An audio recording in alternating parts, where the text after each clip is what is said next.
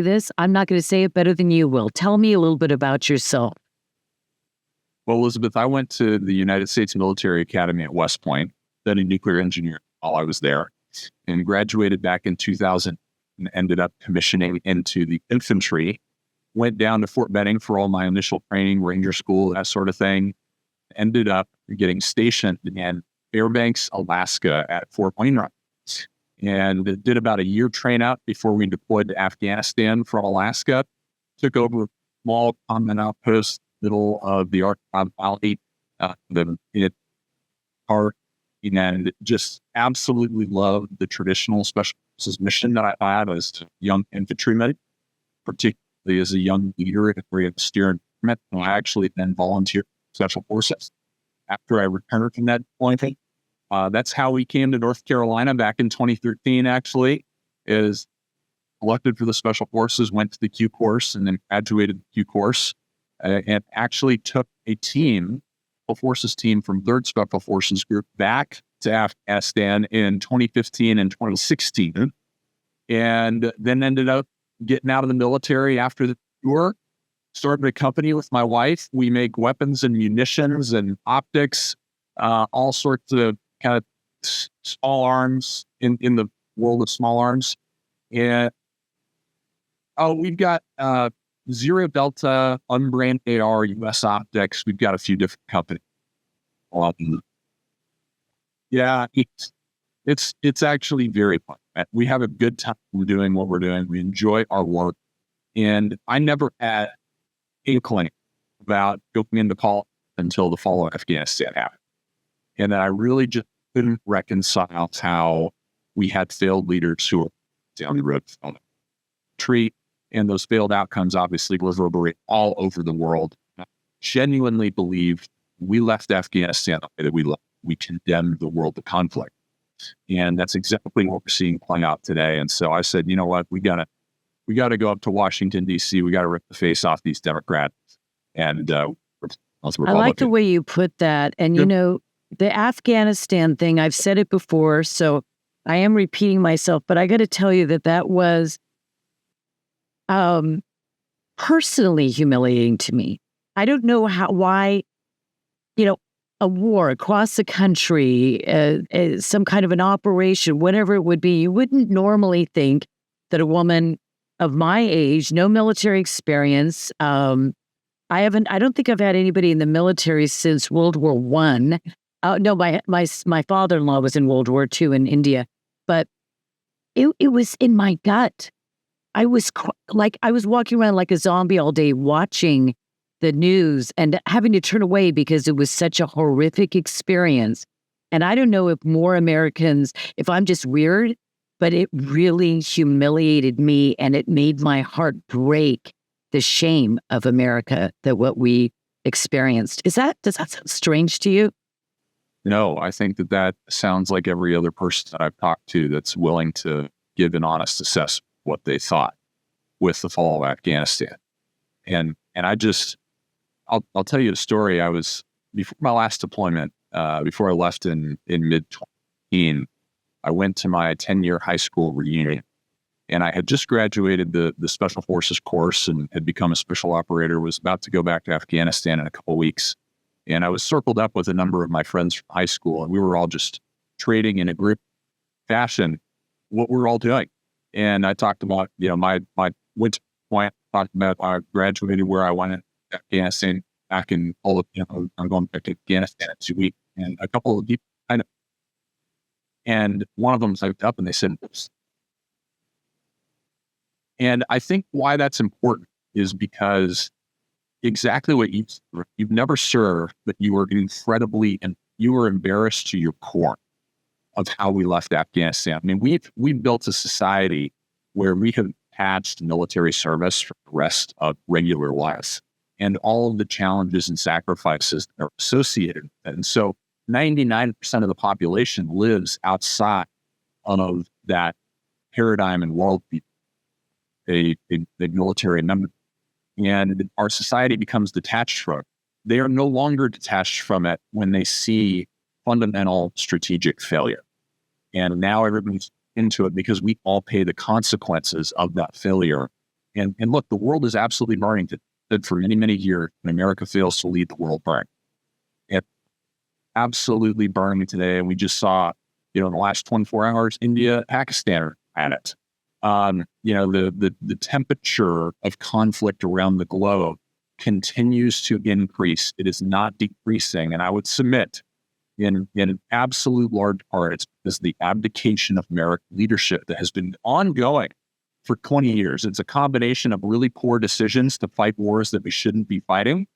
And then it's, paired with not decisively fighting from a political perspective to win those wars. We've got to reconcile those two things. And if I could, one thing while I'm... Please do. We'll fight wars we shouldn't fight and absolutely win the ones we... Really that simple. I couldn't agree with you more. And I think anybody who is clear thinking would. I get worried about the incompetence and lack of focus and a goal on one hand, like you said, getting involved in wars and then really not intending to win. I mean, that whole thing is so crazy. Global adventurism, trying to build nations and force highly undemocratic cultures or democracy on highly undemocratic cultures. In other words, the culture is not made, or the religion, for democratic institutions and governments. But then on the other side, I'm seeing this sort of reactionary response. I bought into the no more forever wars, because I believe forever wars are not good wars. Just by definition, 20, 30, 40-year wars, we do not want to go to that. But I find that there's this isolationism that essentially, I think, sacrifices our leadership. And if we think that we are going to have a good future lacking strength and leadership in our American military and our defense and our whole defense stature and around the world, I think that is a huge mistake. Can you correct me on that? No, I don't think that you're on the wrong track. I think that there's a very delicate balance in the leadership that the United States has to, right? I think coming to your point about forever wars, Sun Tzu has been saying, don't fight forever wars for 1,000 years. So this is not a new thing on the MAGA right? Do not enter into protracted conflicts. And our founding fathers had the wisdom to also understand that. Now, we do understand there is a difference between the way the world works today and the way the world worked a couple hundred years ago, where you think about what would it take to fight traffic not on your soil. It's a significant investment. 500 years, 200 years ago, certainly 1,000, 1,500 years ago, you can be there today in 6 hours, right? Just this cheap how we have to operate, and the world is so interconnected. We do understand that where the United States leaves of it, our adversaries will not vacuum. But we need to be much more cautious and that's about capability. We have to understand from a structural perspective that we have not won a war since World War II, except in desert. And have to start asking the question, why? And the reason is because the conflict in Desert Storm was actually completely in parallel with how we have set up our defense industrial base, is to have very expensive, very exquisite technologies and end items that can achieve overwhelming superiority against our adversary. That's exactly bring this. Problem is if you have a very adversary can withstand that onslaught for more than, say, 2 weeks, you're actually going to lose the conflict. You're going to lose the conflict. You're going to get into a situation where in Ukraine, where we're shooting $1 million missiles and $50,000 drone. That is like we're fundamentally losing the math. The math of the war is very similar to math for and It just doesn't work without government subsidy. And so, well, we need to understand this here in Congress. And what I've been trying to get my colleagues to understand, it is functionally irrelevant whether you feel like we should work this world, we should go back to a form of modern doctrine, if that's kind of your perspective, which some on the conservative side, or on the side of the House, you feel like we have a moral obligation to stand up for freedom wherever it exists and wherever it is trying to be stamped out to fight back against the Russian war of aggression. We have a moral obligation to finance. What I'm saying is it functionally does not matter which one of those two perspectives that pull if we're shooting $1 million missiles at 50,000. That is losing strategy. There's a bumper sticker in there someplace or a book. To $1 million missile at a $50,000 drone, I think a kindergartner could be against that. And you really clarified something for me that I wasn't even aware of. And boy, I invited you on because I was so interested and shocked by this story that you were being interviewed on, that you exposed a real danger to our national security. So I'm going to go there, but maybe I can have you back on in the future, or maybe at the end of this, to talk about your thoughts about India, Middle East. I mean, there's so much going on there. I mean, Israel and the Middle East, Syria, and so much more that I would love to dig deeper on. The Chinese government, the Chinese Communist Party, one and the same, owns GNC. And they're operating over 80 of them on U.S. military spaces. So you brought this to my attention, and I am so grateful. And I have some very serious questions. I would like you to fill us in how the Communist Chinese Party has, firstly, owns this chain of businesses that most Americans wouldn't even know that they're contributing to their economy and maybe exposing their own data and have privacy concerns and financial data concerns with buying from GNC, but also that it would be on a military base. How does that happen? It's so crazy, you wouldn't believe it unless someone actually told it to you and it could be verified. And that's exactly what we've done. I think that the best way to describe this is just kind of give the timeline of how it happened. GNC, the pharmaceutical company, supplement company that we all know, they've got many local. They also operate 83 facilities on our military. And they were fully owned prior to 2018. They sold 40% of their company to a firm called Carbon Pharmaceuticals. They're wholly owned by the Chinese Communist. GNC then went bankrupt in 2020. Carbon bought out the remaining 60% and ended up 100 companies over a 2-year period. And all the while, they were already on our bases. And so it's as you had a transition of a company that was already operating on our churches from American ownership to Chinese ownership, and it just totally skipped up. Nobody picked up on it that this is a problem on our building. I literally am finding that, especially since the Trump administration began in January, the more I look at the problems, because there's some transparency that we have had in so many decades, that some of the biggest problems is that there's no transparency to the American people, and there are not integrated databases that are tracking the right things and raising flags like any good database would.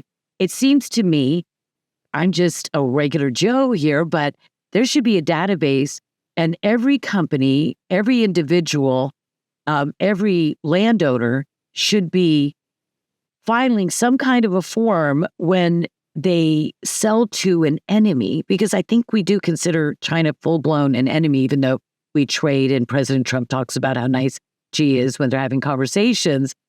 Why wouldn't there be a process And that information shared across all of the military and intelligence agencies, and even shared with Americans, because I got to tell you, Congressman, I don't want to give them my money, GNC.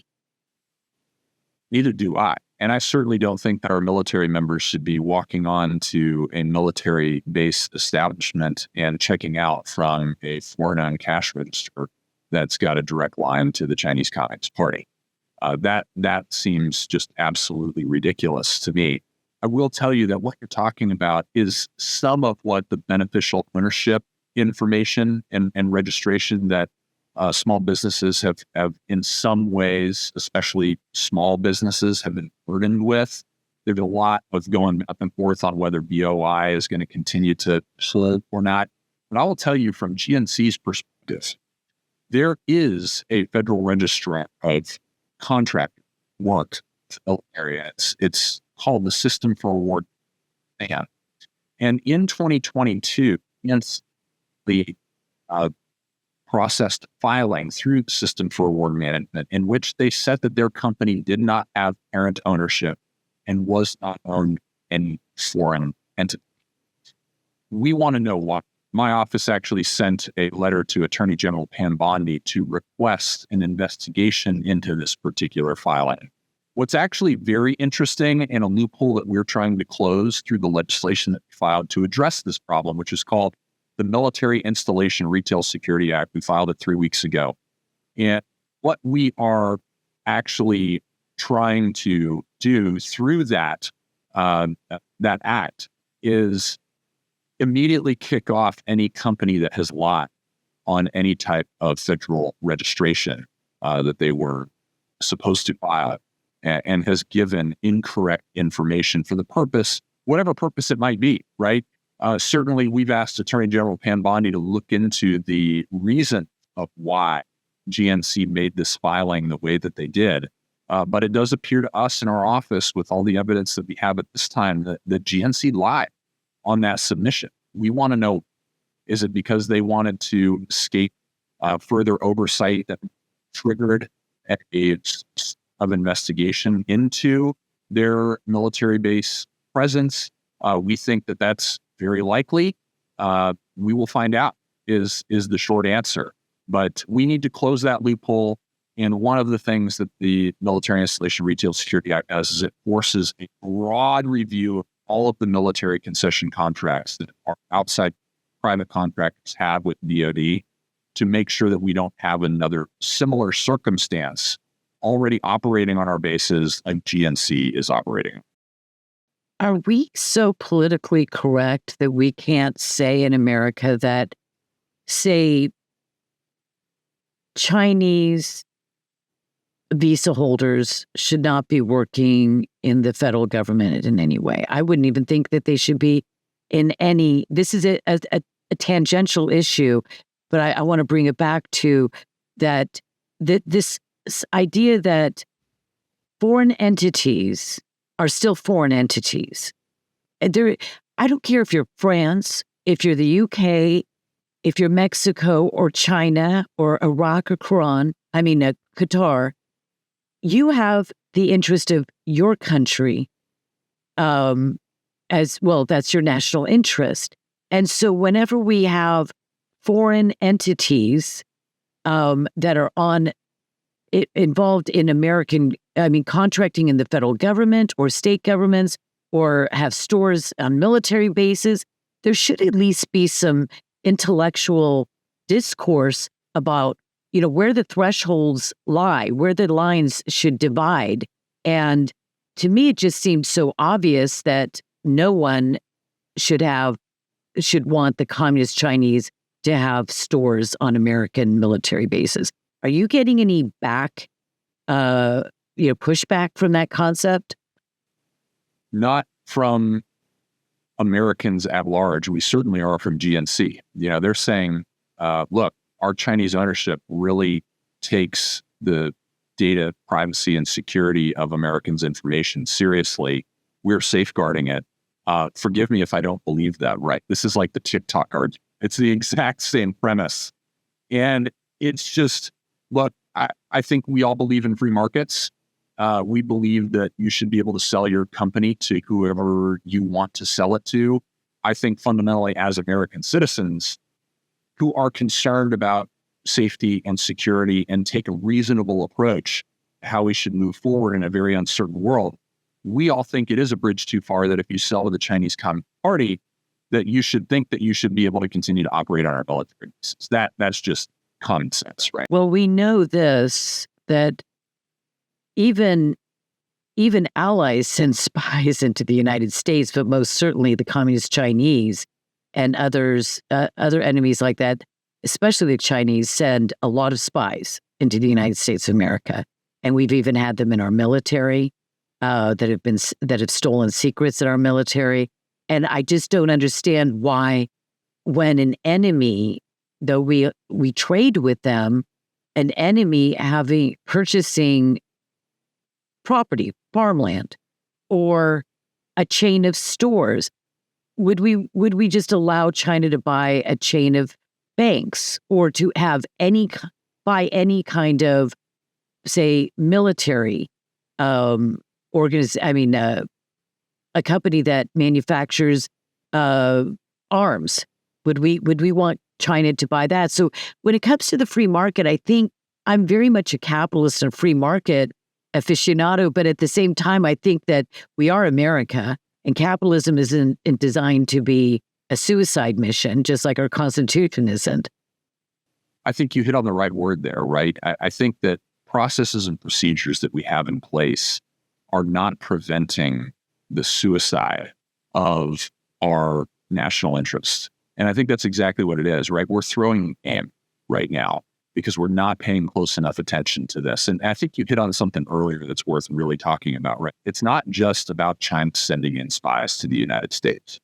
It's actually understanding the fundamental nature of the Chinese Communist Party and the coercive control that they have the access, placement, ability, and authority to exert over every single one of citizens. And so when they send folks over here to come to university, our research university, when they come to work in our companies, and they might be the greatest people on earth, they might actually have amazing intentions, and you know what, they love being in this new country that's very different than theirs. They come to appreciate the United States of America. You still have to understand that Chinese Communist Party, that government, has the ability to coerce them to do whatever they want them to do, even if actually against their will, because they control every aspect of their lives. They control their ability to travel. They control their finances. They control whether or not they're going to continue to be in school. They're going to control their family home. And when you start pulling on all of those different strings, you can get anybody to do anything. And so I sit on the House Armed Services Committee in the Science, Space, and Technology. So we oversee what's now going to be $1 trillion defense budget this year. And then we have $1 trillion, not all governmental spending, but overall research, development, test, and evaluation apparatus in this country between our research universities, our national laboratories, and then our private sector, right? Investing at another $1 trillion into research and development every single year. So there's $2 trillion. For the last 30 years, China has been systematically stealing everything that they can possibly get their hands on, every way that they can possibly get. You've got to understand, China has stolen trillions of dollars worth of intellectual property from the United States of America. And coming back to the original conversation that we had about losing the economics of conflict, we are also losing the economics of research and development, because the dollars that America is investing in, dollar for dollar against the yuan that China is investing, we have to understand that they're at a strategic advantage because they are layering their investment upon stolen intellectual property that we paid to actually develop. That's got to stop. That's got to stop. And there's got to be, I bring up this political correctness that Americans and Westerners have that I can guarantee you there's no other culture in the world that has that worry about being offensive in saying, communist China would not allow an American to work in their defense department, or they wouldn't allow America to go and have vitamin stores and all around all of their defense installations or the military installations, because they're not good, but they're also not idiots. And when we compromise with this sort of faux compassion, or we don't want to hurt anybody's feelings, or we don't want to imply that half of the students that come to the United States, probably half of them are terrific, but then maybe a good half of them, even if it was 20% of them, are literally communists, and, they're patriotic toward their country. And we just allow, they're the second largest immigrant group that uses our F-1 visas. And we really need to keep that in mind. You talk about stolen intellectual property. Have you looked at all, maybe this is completely out of your wheelhouse, but Amazon allows hundreds of thousands of products and copyrighted materials and such as books and other things to be sold on their site, their e-commerce site, that they know is stolen technology or patents or copyrighted materials, and they're selling it alongside cheaper than the persons or the entity that actually designed it, patented it, and everything. And then China steals it, and then they're having to compete against their Chinese competitors that stole their intellectual property or their copyrights. Shouldn't that be something that we should, perhaps explore? Well, it was even broader than that with Amazon. I remember a couple of years ago, I'm sure you remember it too, that Amazon got caught up in a lot of litigation over basically competing with their bestseller products that other companies were selling and listing on their site, and then they were seeing the data of the amount of sales, and then they would go to China and effectively build a product that was substantially similar and sell it on their website for a much cheaper price, kind of pushing out the smaller guys. That has since stopped, but you always got to watch for that in business. And yeah, I think that from a broader perspective, we have to protect American manufacturing in this country. We have to protect American small business. The manufacturing middle class has systematically been eroded from this country over the last 25, 30 years because of absolutely terrible trade deals that President Trump is actually trying to correct. He's trying to reset the equilibrium in our market economy. And that is a really tough thing to do because we've let it go for so long. I mean, from 2003 to 2017, we lost 1.6 million American manufacturing jobs in this country. And that went straight to our manufacturing trade deficit, which has absolutely ballooned in order of magnitude. Since 1995, when Nancy Pelosi got on the House floor and talked about how we need to do exactly what President Trump is doing to China right now, back in 1995. I think we're probably all familiar with that video by this point now. But look, we've got a lot of work to do. Congress is working alongside of President Trump, make sure that his policy gets the permanence of law in all of these areas where the American brain drain, manufacturing drain, or dollar drain is happening. They need to get addressed. Couple of different things. Buttoning up the GNC issue. I saw a documentary or some kind of a news brief the other day, and it showed how on these payment devices that you get at checkout, when you go through checkout and you have to swipe your card or tap it or whatever, that foreigners are building plastic exact replicas. They just walk up and it literally just snaps over the payment device at the checkout. You're putting in your password and any other information, and it is recording it and transmitting that data back to another party, not the store. You can also have this happen when you go to the gas station. That panel where you're putting in your password, it snaps right over. It's indistinguishable. You cannot see it.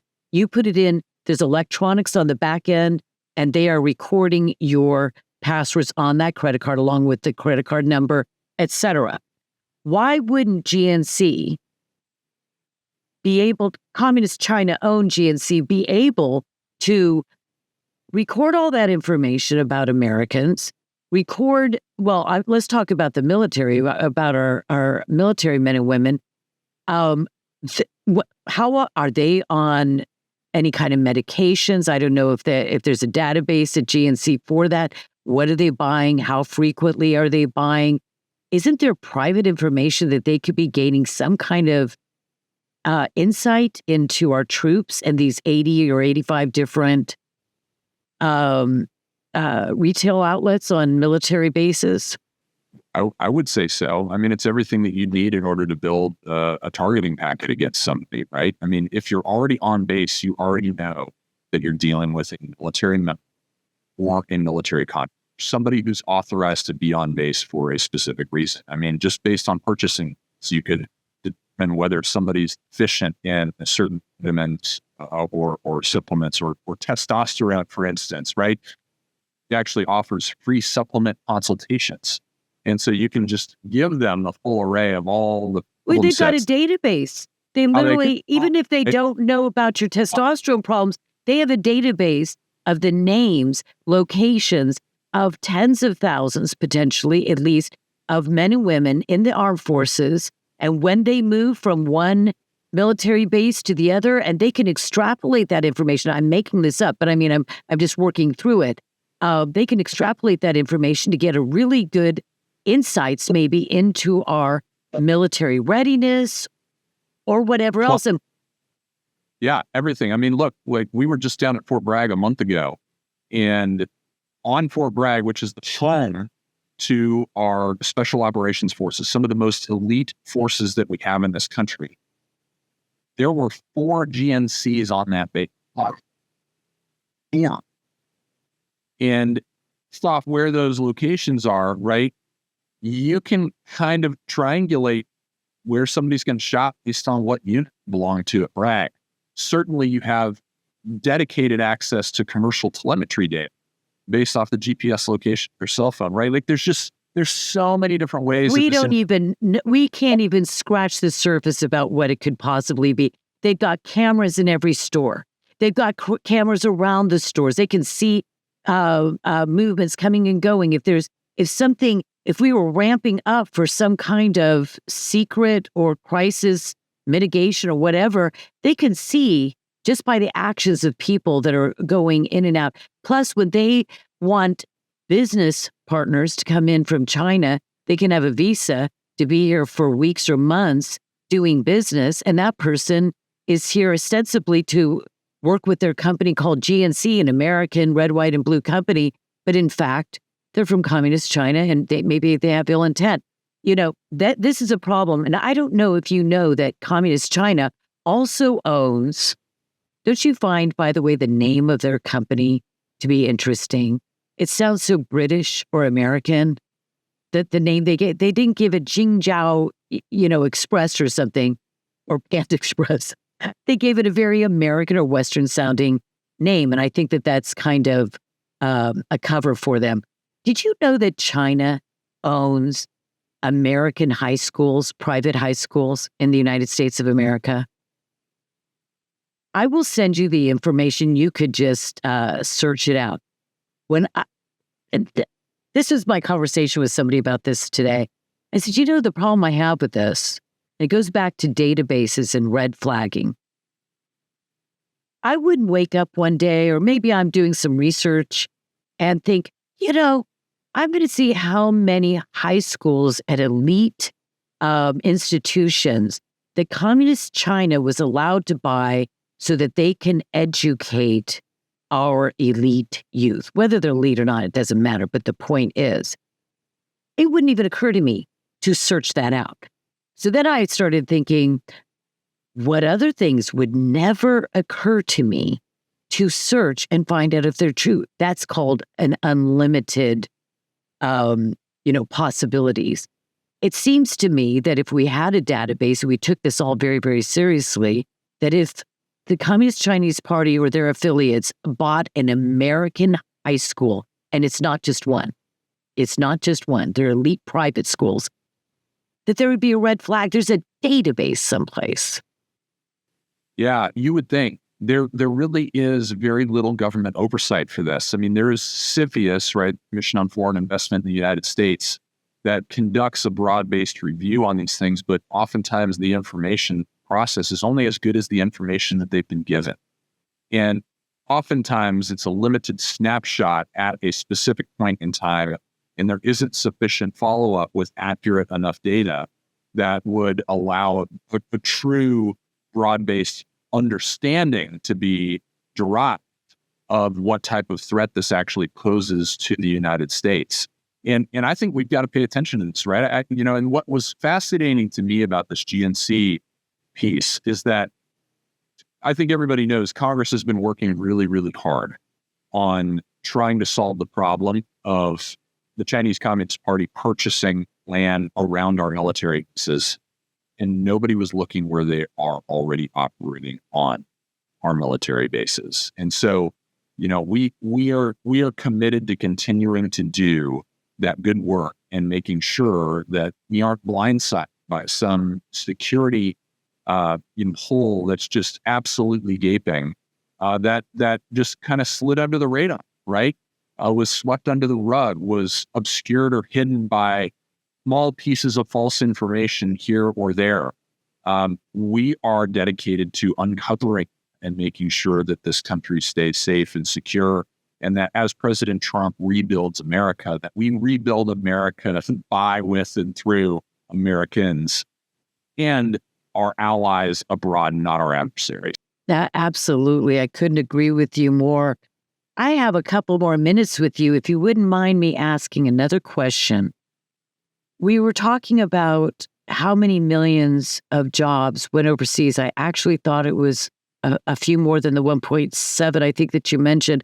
I know that 60,000 factories were shipped overseas, closed down, shipped overseas. And I did the math earlier today, forgetting Hawaii and Alaska. I mean, something like 1,500, some ridiculous number of factories that closed per state. And can you imagine the devastation that wreaked upon communities?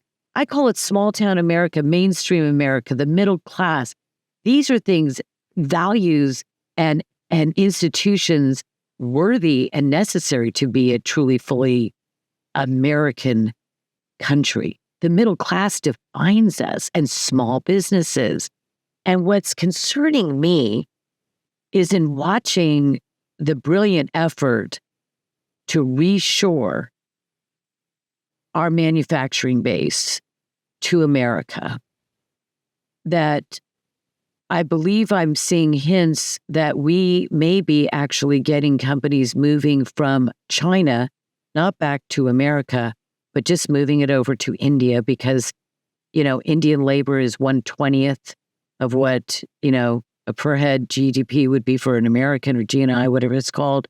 And I have to say that I have been asserting that India should be considered a rival and a competitor, not an enemy, but a rival and a fierce competitor, and that we are literally building China 2.0, where we built China's industrial base, their middle class, their entire economy, and obviously through the theft of intellectual property being so much easier when you actually have it there on your shores. And then they were able to build their military might and become the threat that they are because of America. Long before you entered into Congress, Congress was busy looking the other way and saying, look, if we're really nice to China, then they'll be just like us someday. They're going to be, they're going to become a democracy. Well, we've seen that is not even close to what occurred. So what I'm asking is this, not that I'm anticipating that India is going to start turning nuclear silos or missiles toward America. I don't see that. But I see that they are actively engaged in activities to game our visa and immigration system. And they are very, very aggressive And our reporter is uncovering things that are just shocking beyond words. But the Indian government is very involved in it. And Modi just recently stated on an American podcast, Lex Friedman's podcast, that this is the century of Asia. And my response to that is, if it's the century of Asia, then we're not moving into the golden age of America. He is directly competing with us and draining billions of dollars in transfer payments and putting together tax incentives and hugely complex schemes, or schemes is what the British would call it, I don't mean, but programs to offshore tech, white-collar workers. I just saw, I'm monologuing here, I didn't mean to do that. I just saw an article of all of the energy, the drilling companies are going to be, oil companies are going to be offshoring top engineering, and they're firing 8,000 American engineers. And I said, wow, such patriotism. We got you, Trump, and now you're firing us all. I'm introducing to the mix here, and maybe we could talk, because I know we have 3 minutes left, in the future about the threat that China 2.0, which is India, that's my opinion, is posing to America in the future. Do we want to be America looking back and saying, why did we let this go by and not even notice? I think we should step back and kind of look at where we are right now, right? China is our absolute adversary as our number one pacing threat in the world. Those folks very, very about expanding and exporting military power abroad, truly averse to our actions. India is at, I would call, a decision point right now. They've got one foot into China and they've got one foot into the West, and they have to make a decision. And I think it's incumbent upon us. And I think we should first understand, as you talked about earlier, right?